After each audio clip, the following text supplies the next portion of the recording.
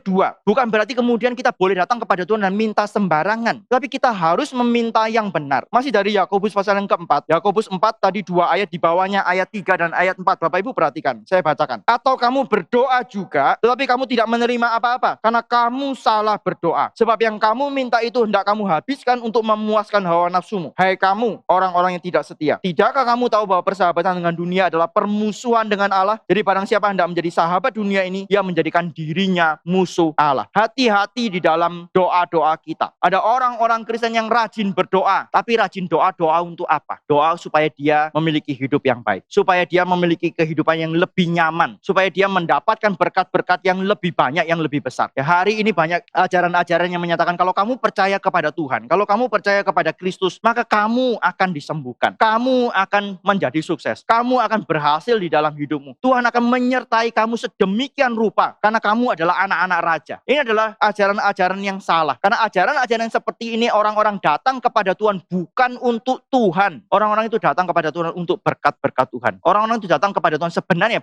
bahkan bukan untuk berkat Tuhan, untuk mendapatkan dunia ini, untuk mendapatkan materi, untuk mendapatkan kesehatan, untuk mendapatkan hal-hal yang lain yang sebenarnya Tuhan pasti akan berikan. Ini sebenarnya Tuhan juga ingin memberikan itu kepada kita kalau memang Tuhan lihat itu baik bagi kita. Kalau memang Tuhan lihat itu sesuatu yang akan mendatangkan kemuliaan bagi namanya. Tapi sekarang banyak orang datang kepada Tuhan untuk mendapatkan dunia. Maka Yakobus di dalam ayat yang keempat mengatakan orang-orang yang demikian, yang berdoa tapi untuk memuaskan hawa nafsunya sendiri, ini adalah orang-orang yang tidak setia. Ini adalah orang-orang yang sebenarnya mencintai dunia, datang kepada Tuhan untuk mendapatkan dunia. Ini adalah musuh-musuh Tuhan. Tapi jangan sampai ya, karena kita tidak mengetahui kebenaran, doa-doa kita menjadi dosa. Hati-hati orang Kristen. Apa yang menjadi isi dari doa-doa kita? Apakah betul kita mendoakan kehendak Tuhan atau kita mendoakan ya, keinginan kita sendiri? Hati-hati. Ya, kita menyatakan doa-doa yang seperti ini itu menjadikan orang-orang itu musuh Tuhan karena mereka sebenarnya menginginkan dunia ini, bukan menginginkan Tuhan sendiri. Jadi kita harus minta apa? Harus berdoa seperti apa? Yang ketiga, ya, mintalah apa yang memang Tuhan janjikan bagi orang percaya. Minta apa yang Tuhan janjikan bagi orang percaya. Dari mana kita tahu? Dari kitab suci. Alkitab ini menyatakan kepada kita banyak sekali janji-janji Tuhan bagi orang-orang percaya. Tapi dalam hal ini pun saya juga mesti memberikan peringatan. Tidak semua yang dicatat di dalam kitab suci itu adalah Tuhan janjikan bagi kita. Misalnya saya berikan contoh. Mari kita membuka Kisah Rasul 16, Bapak Ibu. Karena ini salah satu bagian yang sering kali disalah mengerti oleh orang. Kisah Rasul 16, pendeta David sudah pernah berkhotbah tentang hal ini. Kisah Rasul 16 ayat 29 sampai 31 saya bacakan. Kepala penjara itu, ini kepala penjara di Filipi, menyuruh membawa suluh lalu berlari masuk dan dengan gemetar tersungkurlah ia di depan Paulus dan Silas. Ia mengantar mereka keluar sambil berkata, "Tuan-tuan, apakah yang harus aku perbuat supaya aku selamat?" Ayat 31. Jawab mereka, jawab Paulus dan Silas, "Percayalah kepada Tuhan Yesus Kristus dan engkau akan selamat, engkau dan seisi rumahmu." Ada orang yang kemudian mengajarkan, lihat nih ya, kalau satu orang bertobat, maka Tuhan pasti menyelamatkan seluruh anggota keluarga dari orang itu. Seisi rumahnya akan diselamatkan. Bapak Ibu, kenyataannya tidak demikian. Betul kan ya? Kenyataannya tidak tentu demikian. Kenapa? Karena ketika kita klaim janji ini, kita salah mengerti. Janji ini, perkataan ini ditujukan hanya untuk kepala penjara di Filipi itu saja. Tidak tentu kepada semua orang Kristen akan berlaku yang sama. Maka jangan klaim yang janji-janji yang seperti ini. Ya, karena itu cuma diberikan kepada personal, kepada pribadi-pribadi itu saja. Tapi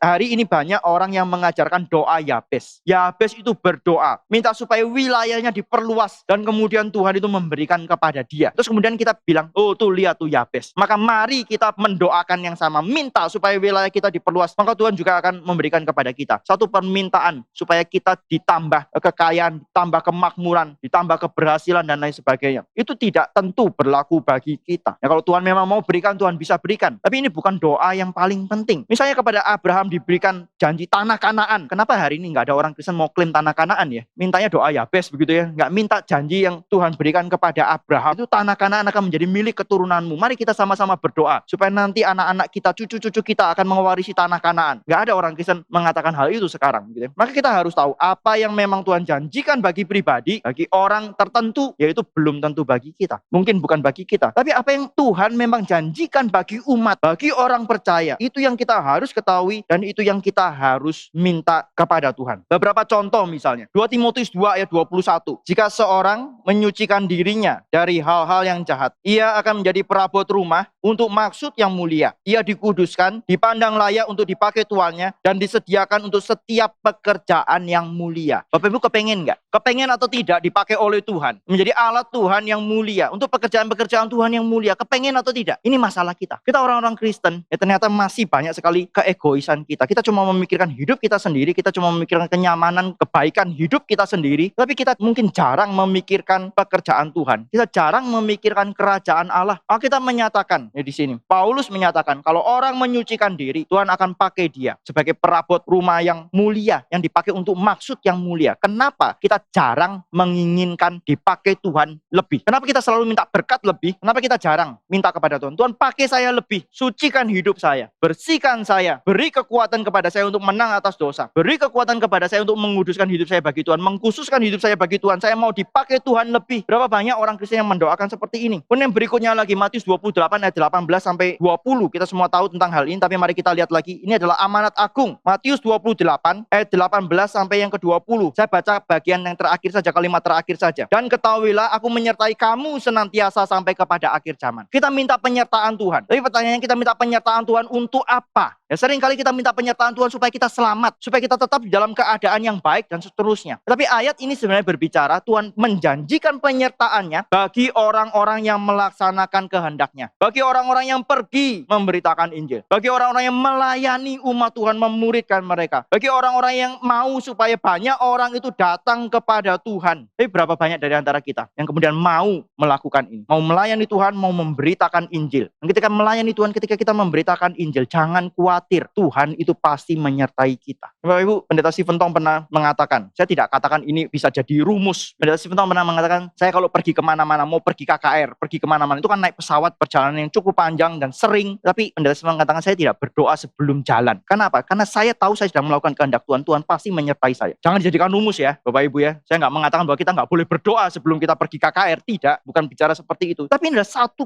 iman, satu keyakinan akan janji Tuhan ini. Tuhan menyertai orang-orang yang melakukan kehendaknya. Bukan berarti kemudian kita semua nggak boleh berdoa, tidak. Ya, kita berdoa, kita minta Tuhan menyertai kita, kita minta Tuhan memimpin pelayanan kita, memimpin perjalanan kita. Tapi Pendeta Stephen juga pernah mengatakan orang yang terlalu banyak berdoa, itu justru mungkin menyatakan imannya kecil. Ya, sehingga semuanya itu dia doakan. Ya, belum tentu doa itu menunjukkan bahwa iman seseorang itu besar. Dia sungguh-sungguh percaya kepada Tuhan. Mungkin dia justru tidak percaya kepada Tuhan, sehingga kemudian dia berdoa begitu banyak. Ya, sekali lagi, Bapak Ibu jangan disalah mengerti, jangan sampai terus kemudian kita mengatakan iman saya besar maka saya nggak berdoa. Tidak, sekali lagi ya, tadi saya sudah katakan orang yang tidak berdoa itu menunjukkan kesombongannya. Dia seperti seolah-olah bisa mengatur hidupnya tanpa Tuhan. Tapi kita juga harus tahu doa yang benar itu yang seperti apa. Mari kita mendoakan hal-hal yang memang Tuhan itu janjikan kepada kita. Satu lagi dari 1 Korintus 12 ayat yang ke-31. Dan saya beberapa kali mendorong jemaat untuk mendoakan hal ini. 1 Korintus 12 ayat yang ke-31. Jadi berusahalah untuk memperoleh karunia-karunia yang paling utama, dan aku menunjukkan kepadamu jalan yang lebih utama lagi. Paulus mengatakan ada karunia-karunia yang lebih utama, ada karunia-karunia yang kurang